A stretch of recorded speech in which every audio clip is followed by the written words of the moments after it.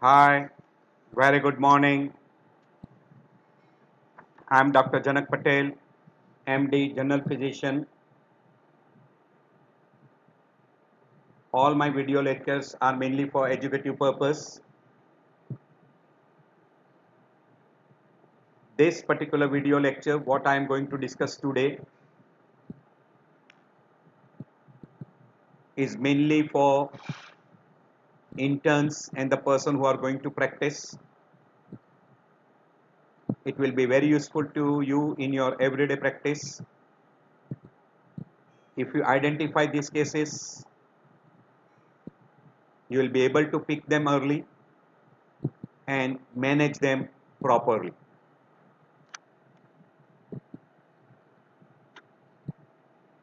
This lecture is also useful to fourth year student, third year student, because these are the topics which can be asked as a full question or sometime as a short note, and something here and there can be asked in your oral also. This topic is related to diabetes mellitus. We are going to talk regarding what we call as hyperglycemic crisis. There are two conditions which will come with severe hyperglycemia, like diabetic ketoacidosis and hyperglycemic hyperosmolar state. So these two conditions will be very commonly seen in a person with uncontrolled diabetes mellitus, and they will present very frequently with nausea, vomiting, polyuria, polydipsia, and tachypnea, or we call Kussmaul's breathing, which will be characteristic in a case of a diabetic ketoacidosis. And if you don't pick them early, mortality rate increases. So we'll be making it as simple as possible, so that when you come across such cases, you will be able to pick them up and you make a proper diagnosis and give a proper treatment. You can reduce the mortality. So as far as acute complication of diabetes is concerned, usually acute complications are what we call as due to derangement in a metabolism of glucose, or what we call as secondary due to sudden increase or decrease in blood sugar level. One of the complication is diabetic ketoacidosis, where you get hyperglycemia with ketosis and acidemia. While in case of hyperosmolar, hyperglycemic, hyperosmolar, you get hyperosmolarity, hyperglycemia, and altered mental status. These two are with a very high mortality. Hence, you should be able to pick them early. They are also put into a group called as a hyperglycemic crisis. Opposite of that is hypoglycemia. But hypoglycemia can be non-diabetic also. You can come across in a non-diabetic also. So you must be aware of hypoglycemia, which is also one of the dangerous complication in case of diabetes mellitus. We'll be discussing some other time separately only on hypoglycemia. And there is another condition we call as lactic acid acidosis, which is not very common, but a diabetic person, if he develops a shock stage, and probably if he is on a metformin, the chances of lactic acidosis increases. But apart from diabetes, lactic acidosis is also very common in any person who is in a shock stage. And there are many other disorders which are likely to produce lactic acid acidosis, like sepsis. We are not going to discuss in detail at present. We'll be having one separate lecture only on lactic acidosis. So we'll take some other time. DKA has got a 3 letters, that is DKNA. D is diabetes, that is elevated level of blood sugar. And by and large, a person who develops a diabetic ketoacidosis, the blood sugar is more than 250 milligram per deciliter. They will have a ketoacidosis. Now this keto is for ketones. Ketones will be present both in urine as well as in serum. There are three components: acetoacetate, acetone, and beta hydroxybutyrate. These are called ketones, and this ketones gives rise to fruity smell, which a good number of time you can pick up when you just pass it close to the person. You can get that typical fruity smell. And when these are present in urine as well as serum, we label that as a ketoacidosis. And A is for acidosis, that is increased anion gap metabolic acidosis. We also use the word high anion gap acidosis, metabolic acidosis. Bicarbonate is reduced and pH is also reduced. It is very characteristic of this diabetic ketoacidosis that there will be a increased anion gap. And when these three things are together, we label that as diabetic ketoacidosis.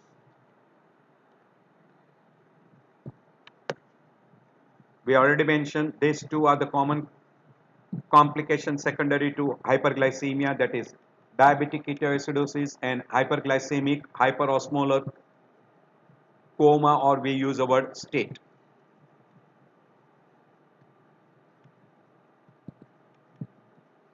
You can divide them also. One terminology is utilized: mild, moderate and severe. If you consider the etiology, the most common etiology is because of sudden skipping of a oral hypoglycemic agent or insulin. Good number of time it is skipping the dose of insulin. You can develop, if person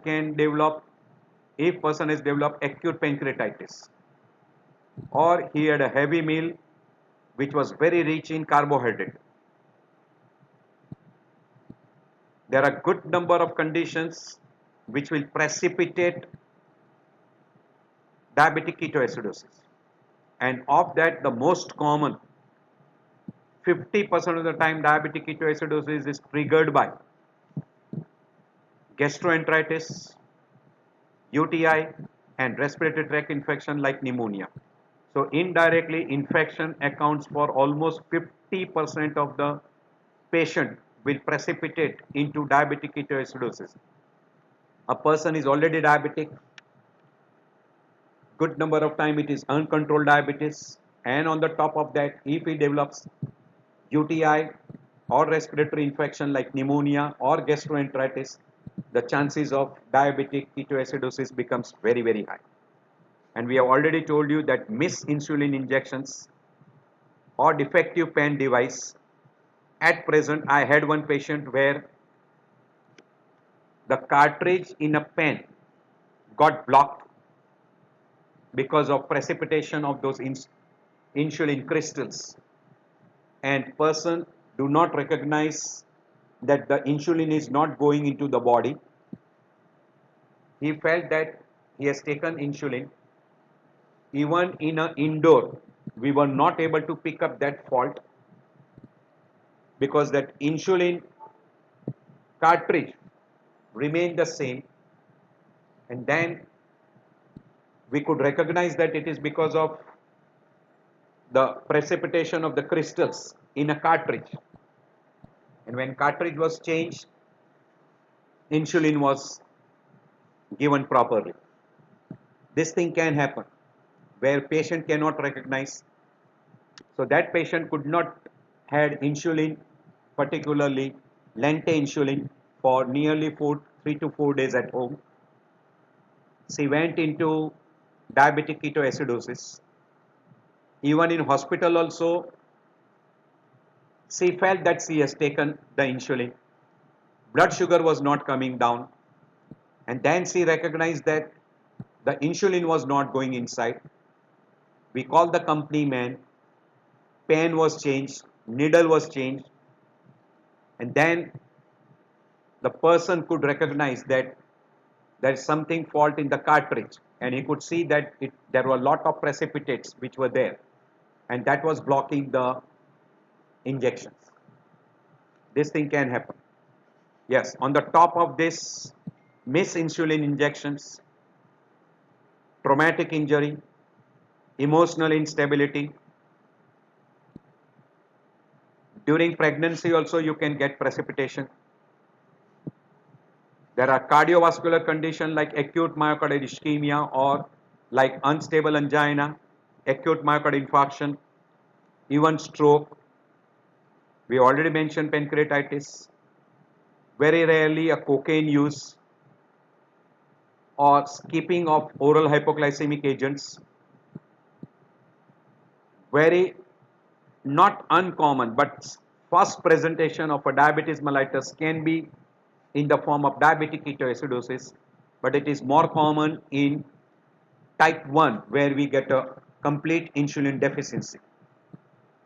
These are the most common causes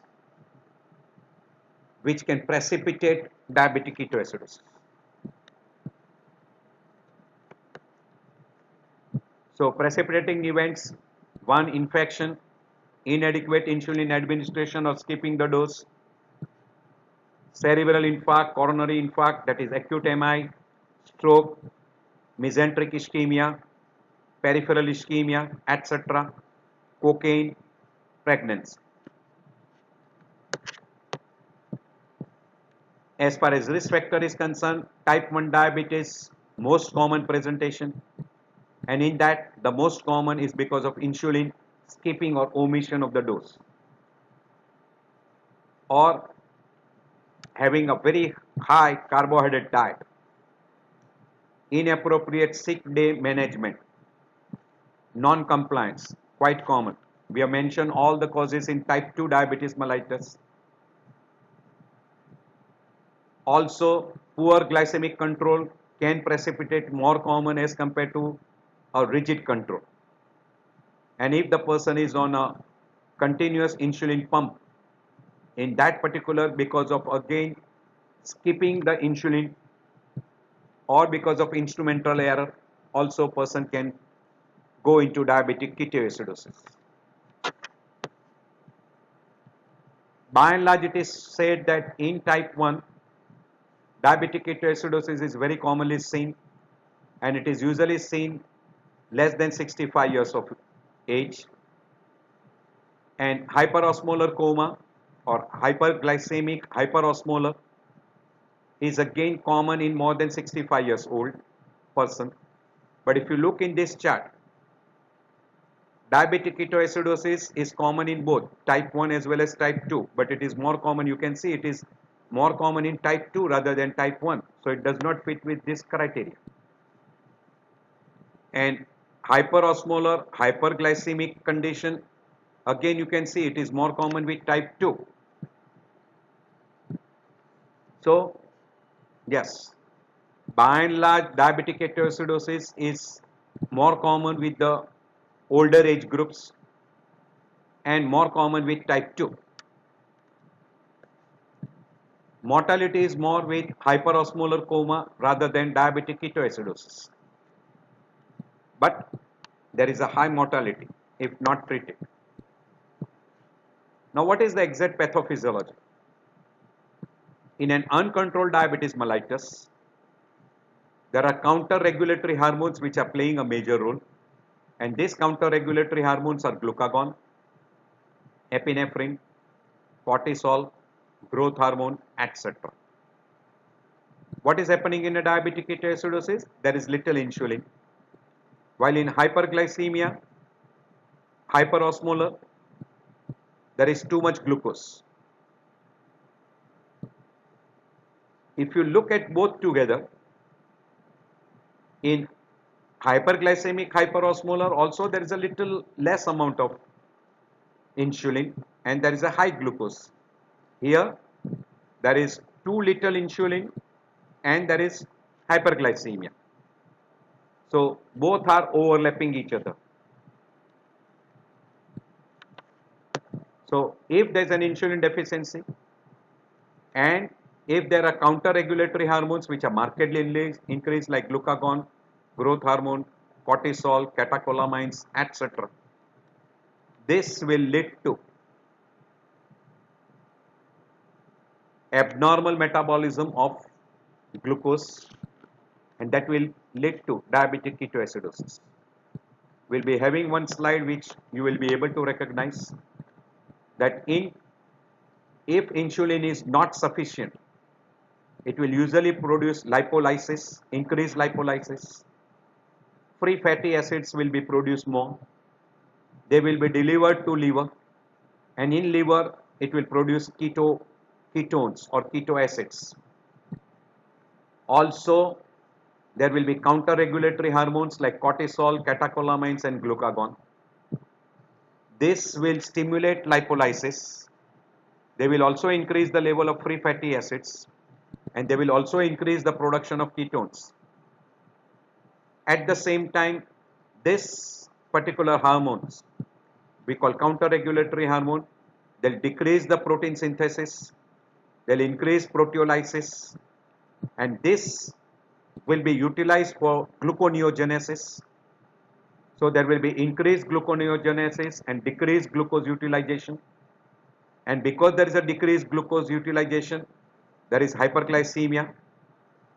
Because of this hyperglycemia, this excess amount of sugar will be thrown out in urine, producing osmotic diuresis. And because of that osmotic diuresis, the person will end up with dehydration. And this dehydration and increased production of ketones in liver will result into diabetic ketoacidosis. And because water is lost more, it will produce hyperosmolar stage. So dehydration and hyperosmolar stage will result with hyperglycemia. So hyperglycemia, dehydration and hyperosmolarity will result into hyperglycemic hyperosmolar stage. So same thing explained in a little more detail that all those free fatty acids which are delivered to liver will be converted into keto acids, and there will be hyperlipidemia. Counter-regulatory hormone will have an effect on the protein synthesis and proteolysis. They will give rise to decreased glucose utilization, increased gluconeogenesis, and increased glycogenolysis, which will finally end up with hyperglycemia, glycosuria, loss of water and electrolytes. So it will end up with dehydration, and secondary to dehydration you will have a increased osmolality, means hyperosmolar stage, and because of dehydration there will be impaired renal functions. So ketone production with hyperglycemia you will get diabetic ketoacidosis, and with hyperglycemia, dehydration and hyperosmolar you will get HSS. So same thing explained: hyperglycemia, dehydration and osmotic diuresis, which will happen secondary because of hyperglycemia, and there will be increased ketone production in liver leading to ketoacidosis. So this will be the mechanism by which you will be getting this stage. So counter-regulatory hormones like glucagon, epinephrine, cortisol and growth hormone, all that will lead to increased glucose output, increased glycogenolysis, neoglucogenesis or gluconeogenesis, and that will all increase your hyperglycemia. And there will be decreased glucose uptake by peripheral tissue like fat cells and muscles. Osmotic diuresis, volume depletion, adipose tissue will result into ketoacidosis because liver will convert that into ketones, and person will end up with metabolic acidosis, and that we call as diabetic ketoacidosis. Hyperglycemia secondary to diabetes, diabetic hyperglycemic ketoacidosis. This already we have explained there are three substances the liver will produce: acetone, beta hydroxybutyrate, and acetoacetate, and they will give rise to what we call as metabolic acidosis. Acetone will produce sweet smell, very peculiar smell, fruity smell. Because of metabolic acidosis, H ions will stimulate the respiratory center, producing tachypnea with hyperapnea, we call Kussmaul's breathing. And secondary to metabolic acidosis, there will be potassium imbalance which will take place. Potassium will be shifted from cell to extracellular space, producing hyperkalemia. And along with osmotic diuresis, you will have an imbalance in potassium, imbalance in sodium and chloride, and also person will develop dehydration. So because of increased diuresis, person will have a polyuria because of excessive urination, dehydration, and because of that dehydration, person will also complain of polydipsia. And along with water, that is diuresis, you will have a potassium imbalance, sodium loss, and even chloride loss. So not only elevation of glucose, presence of ketones, there will be also electrolyte imbalance, there will be dehydration, hypotension, symptoms of polyuria and polydipsia, and because of ketoacidosis, sweet smell or fruity smell, Kussmaul's breathing, and potassium imbalance will be the most common what you will see in a person with diabetic ketoacidosis. This is a very good slide which gives you almost all pathophysiology together, and this previous slides gives you an entire idea regarding how exactly the ketones body are formed in diabetic ketoacidosis, and ketone bodies are not formed in hyperosmolar hyperglycemic coma. So these two slides gives you that idea, and this is the slide which gives you an idea regarding the other components of diabetic ketoacidosis. So in diabetic ketoacidosis, you will get polyuria, polydipsia, tachypnea and hyperapnea, we call Kussmaul's breathing. Person will have abdominal pain, nausea, vomiting, and it will develop little faster as compared to hyperosmolar hyperglycemia, where polyuria and polydipsia will be more common features, and person will have an altered level of consciousness like confusion, lethargy, drowsy, and person may go into comatose stage. And this will take little longer time as compared to diabetic ketoacidosis. And there will be no ketone bodies, hence person will not have a fruity smell. There will be less amount of tachypnea.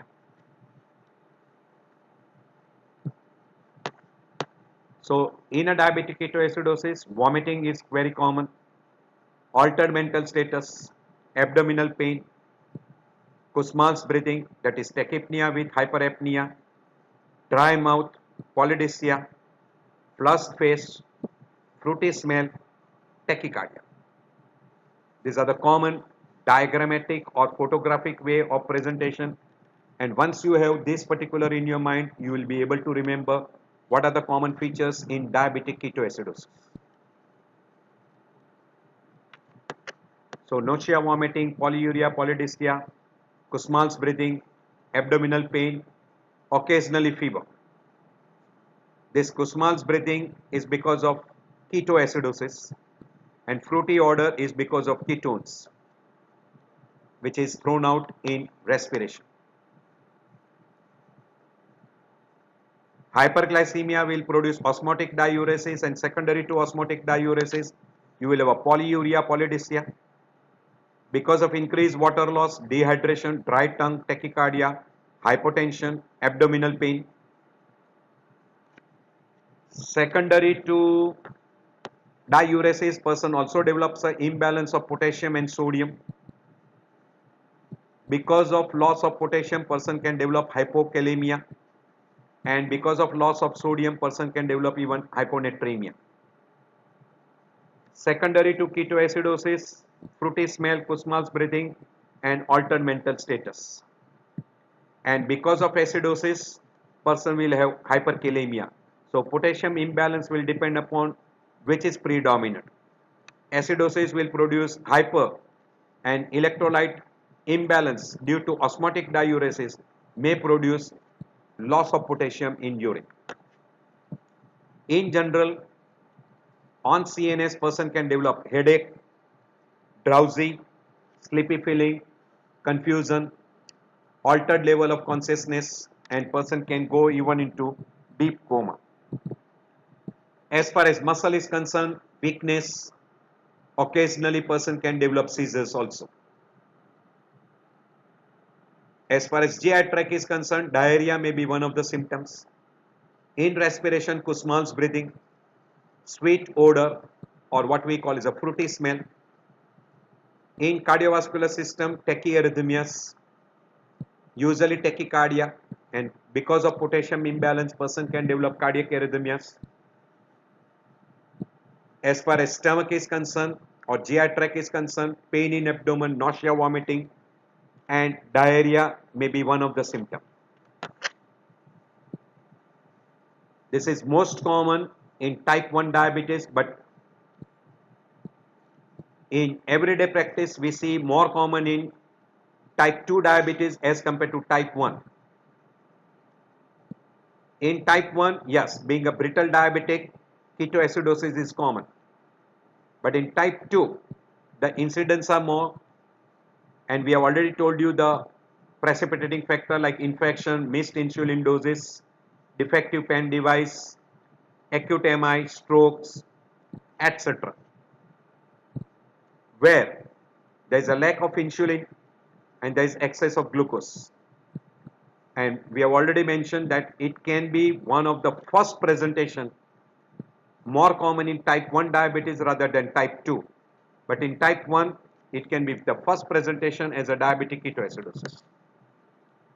This is roughly on laboratory parameters. You can divide into mild, moderate, and severe variety of decay. A mild variety, blood sugar is more than 250 in all the three.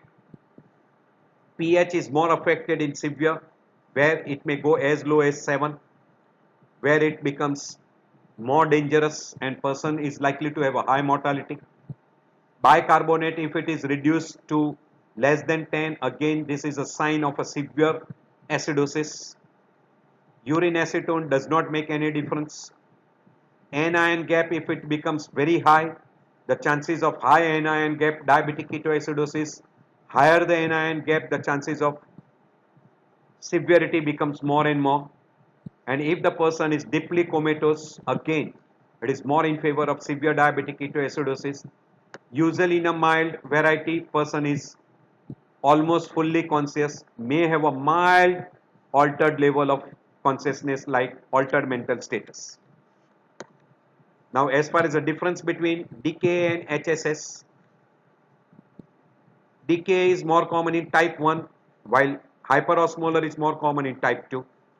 Blood sugar will be very high in HSS while it will be more than 250. Yes, even in diabetic ketoacidosis you can come across 400, 500, etc. Acetone will be very high in case of a DKA while it may be just present in case of hyperosmolar. Bicarbonate will be markedly reduced in DKA while it will be high or may not be so low in case of hyperosmolar. pH will be markedly reduced in case of a DKA. Osmolality will be very high in case of a hyperosmolar. That's why it is called hyperglycemic hyperosmolar. And person will be sensitive to a very small dose of insulin in case of a hyperosmolar, while it will be little difficult to control even with insulin in case of diabetic ketoacidosis because there are a lot of imbalance in water imbalance, electrolyte imbalance, as well as acid base imbalance. So anion gap will be markedly high. So that's why it is also called as a high anion gap metabolic acidosis. So that is more common in diabetic ketoacidosis. Sodium will be also imbalanced, potassium will be also imbalanced. So these are all the things what you can get in a case of a diabetic ketoacidosis. This is already we have put a slide before. This is together a difference between mild, moderate and severe and HSS. In one slide only it has been given. Now when a person comes to you for the first time with altered mental status, always assess cardiovascular and renal status. Is there any source of infection? Because infection is almost there in almost 50% of the people. See that person, what we call as ABC is secured, airway, breathing and circulation. So this should be proper. Evaluate for dehydration status and then ask for a laboratory parameter, that is ABG plus what we call as electrolytes, complete electrolyte panel.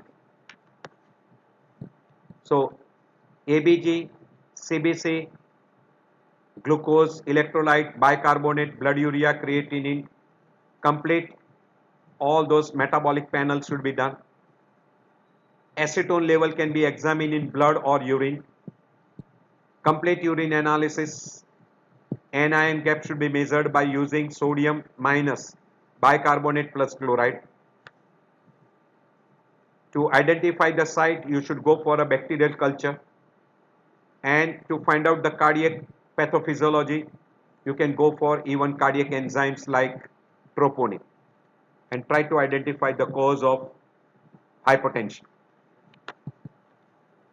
So history and examination is the most important thing.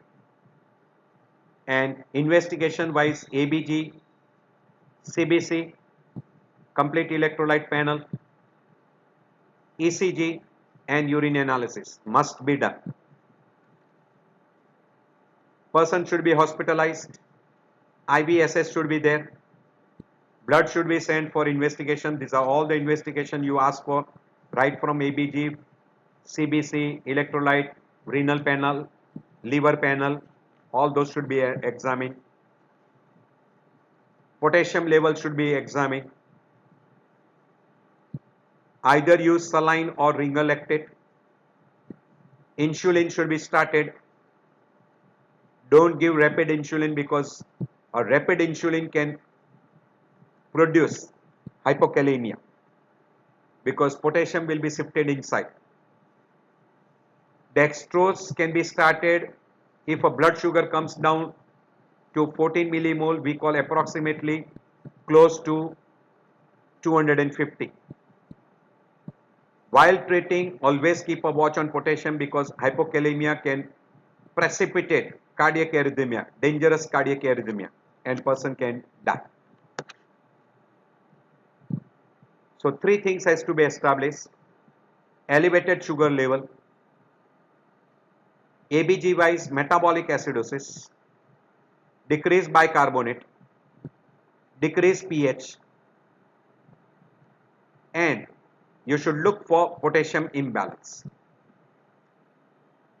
If you are suspecting hyperosmolar, then calculate the plasma osmolality by a formula called sodium multiplied by 2 and glucose divided by 18. If it is more than 300, it is going more in favor of a hyperosmolar coma.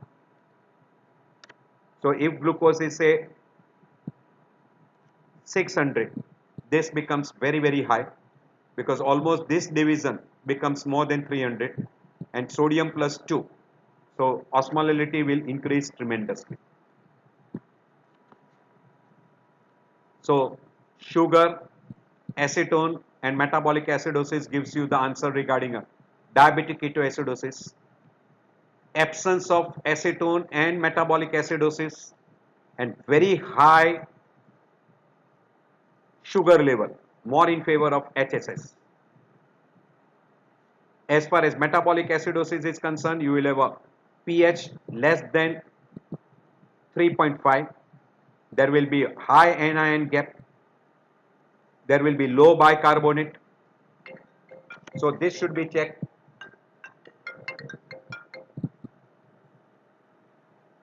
This should be checked and confirm the diagnosis of diabetic ketoacidosis. ECG should be done and start normal saline drip with insulin. And once it comes close to 300, we say 250, you can now switch over to dextrose drip. We'll be talking more in detail when we talk about the treatment part. So in a laboratory parameter, ABG, sodium, potassium, urea, creatinine, serum acetone, ECG, chest X-ray to find out the site of infection, because chest infection and urinary tract infection are the most common cause. CBC can give you an idea regarding a bacterial infection. Potassium level should be done and ECG should be done to find out any effect of potassium imbalance as far as cardiac arrhythmia is concerned. Also, one of the cause of ketoacidosis is acute MI or ischemia, myocardial ischemia. So that should be also ruled out. So calculate hyperosmolar if you are suspecting hyperosmolar hyperglycemia. So try to identify that. In that, ketones will be absent and you will have a severe hyperglycemia. And if you calculate the osmolality, it will be very, very high. It will be more than 300. So standard sugar more than 250, pH less than 7.35, acetone present, bicarbonate less than 15, high anion gap, straightforward in favor of diabetic ketoacidosis. So acetoacetate and acetone.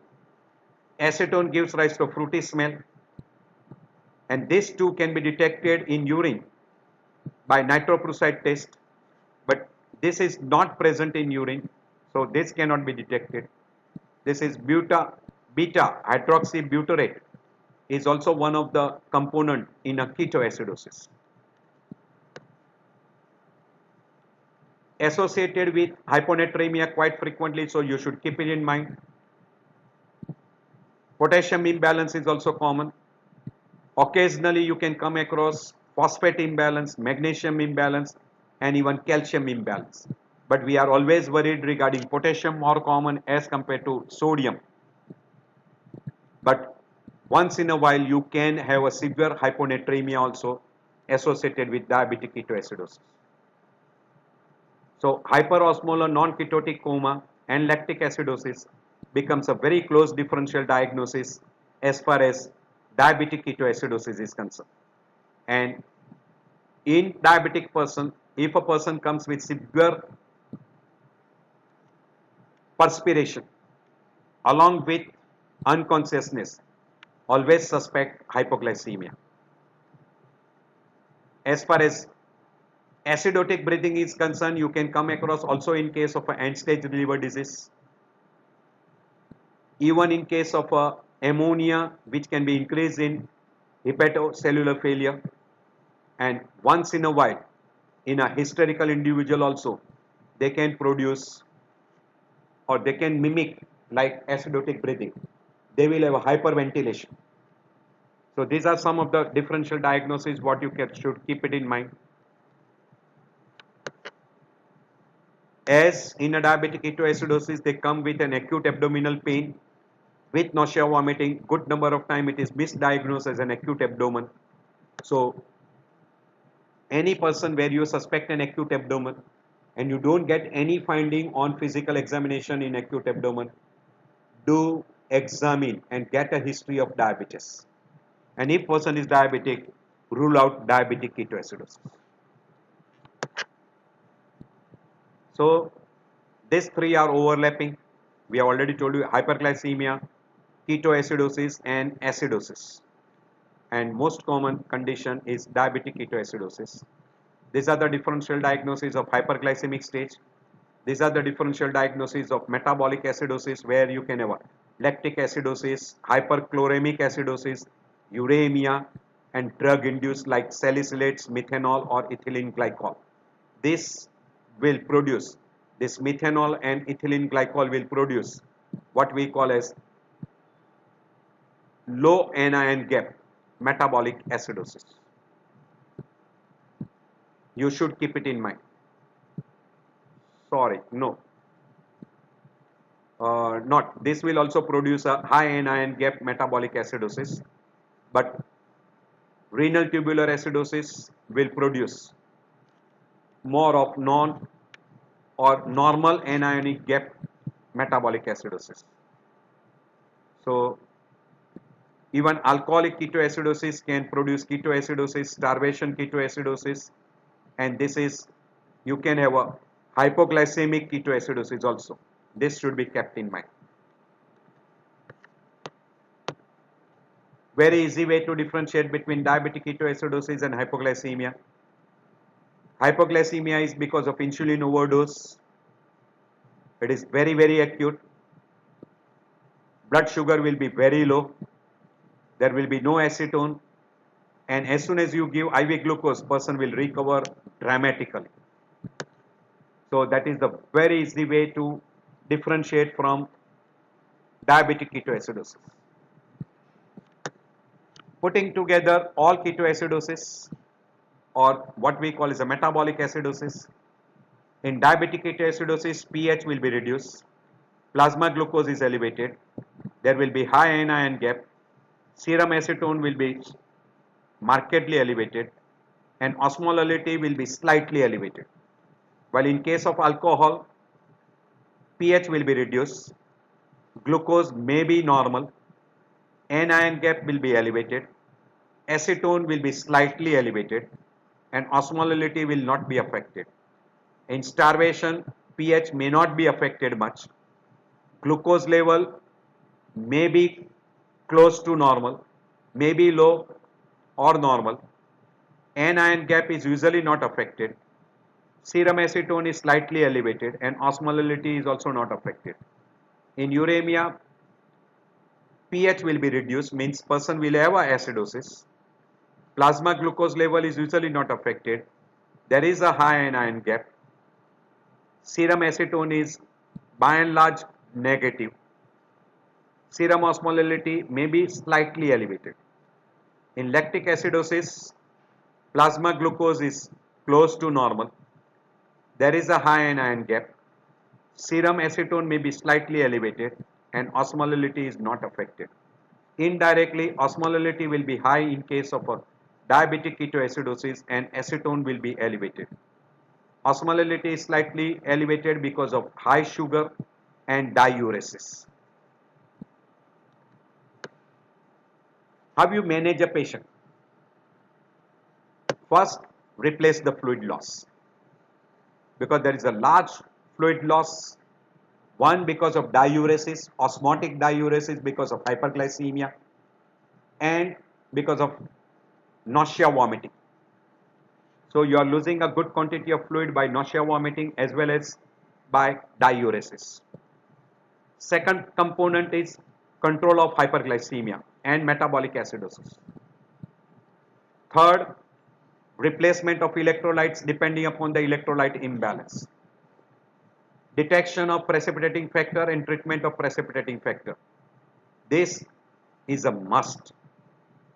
And then prevent recurrence by proper control of diabetes. And always, while you are treating, in all this, always watch for complications, because when you are treating with insulin trip, there is a high chance of person developing hypokalemia. And also, when you are treating, person should not go into hypoglycemia, other electrolyte imbalance. So replace insulin, replace fluid, correct electrolytes, treat the precipitating cause, supportive line of treatment, and prevent complication becomes the primary treatment for diabetic ketoacidosis. This is a chart which gives you an entire idea. First, I'll be talking about IV fluids and insulin. So I'm going to that particular portion, and then we'll go to potassium and whether to use bicarbonate or not. So as far as the IV fluid is concerned, depending upon the hydration status. If a person has got a severe hypovolumic shock, then normal saline is the first choice. You will have to give 1 liter per hour till you correct hypovolemia. In cardiogenic shock, hemodynamic monitoring, and you might require even ICU admission and treatment with vasopressor drugs also. In case of a mild hypotension, you can use even a 0.45 normal saline, which is roughly given in the dose of 4 ml to 14 ml per kilogram per hour, depending on the hydration status. And if a person has got hyponatremia, then you can use 0.9 normal saline if person is having associated hyponatremia. So this is as far as sodium and water imbalance is concerned. As far as insulin is concerned, by and large, always IV route is preferred as compared to subcutaneous route. Don't prefer subcutaneous route. Always IV route is better.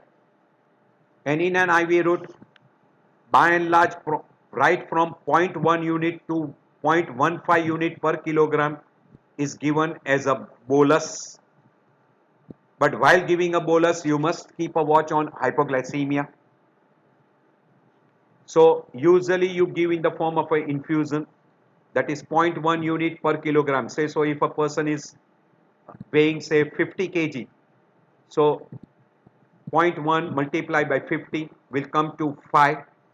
So 5 unit per hour is given in the form of IV infusion. And once you start that particular, in 1 hour there should be reduction in a blood sugar by 50 to 70 milligram. If that is there, you are achieving a goal. Then if you don't achieve that goal, then you can double the insulin, means you can make it to 0.2 unit per kilogram per hour. But as you increase the insulin dose, always keep a watch on hypoglycemia. And also, whenever you are using an insulin drip, you should at a regular interval get potassium down.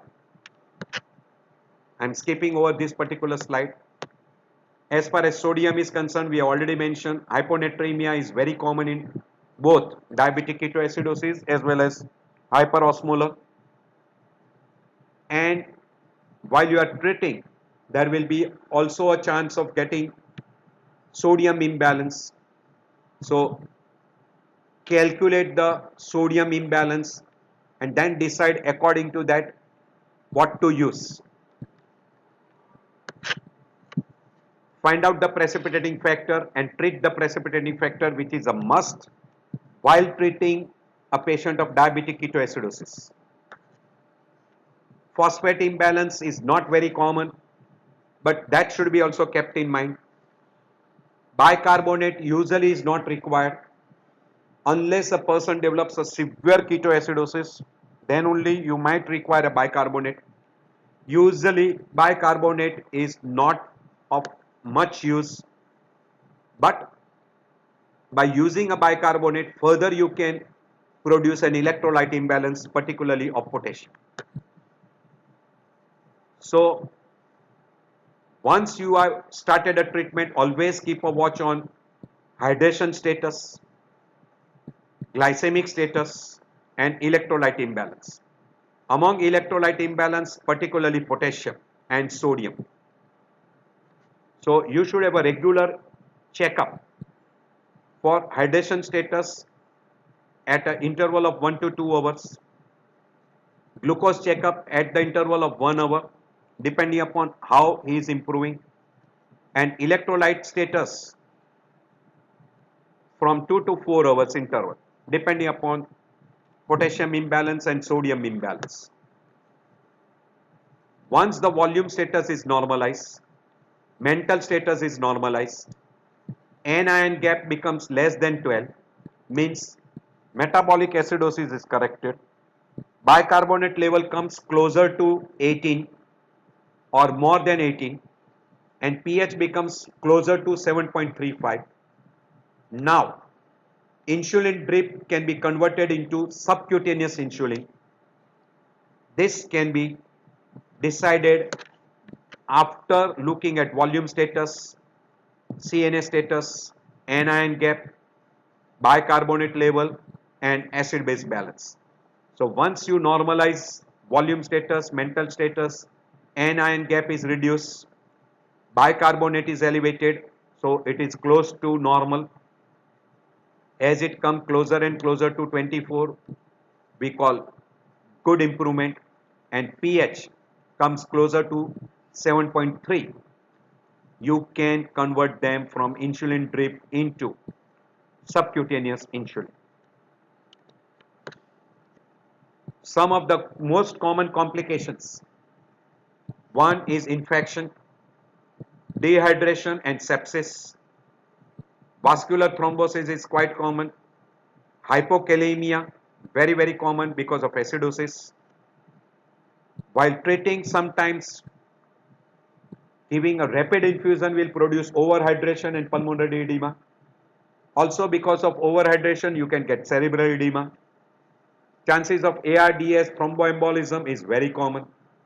And when you are giving a very fast bolus of insulin, IV, or you are giving a large dose of insulin in the form of an insulin drip, you can end up with hypoglycemia. So hyperglycemic crisis can end up with severe dehydration, shock, ketoacidosis, acid imbalance, and secondary to acidosis. You can have lot of complications. Hyperosmolar stage can also produce complications like stroke. Metabolic acidosis will produce a electrolyte imbalance like hyperkalemia. Sodium and potassium imbalance are very common, and potassium imbalance can produce cardiac arrhythmia and sudden cardiac death. And hyponatremia can end up with the altered mental status, coma. So you can have a lot of complications like sepsis, MI, ARDS, thromboembolism, hypokalemia, cardiac arrhythmia, cardiac arrest, respiratory muscle weakness because of tachypnea and hyperapnea, because of overtreatment, hypoglycemia. Overhydration can produce acute pulmonary edema, or person can develop even AKI, etc. Or person may even go into congestive heart failure and pulmonary edema. So I end my lecture here.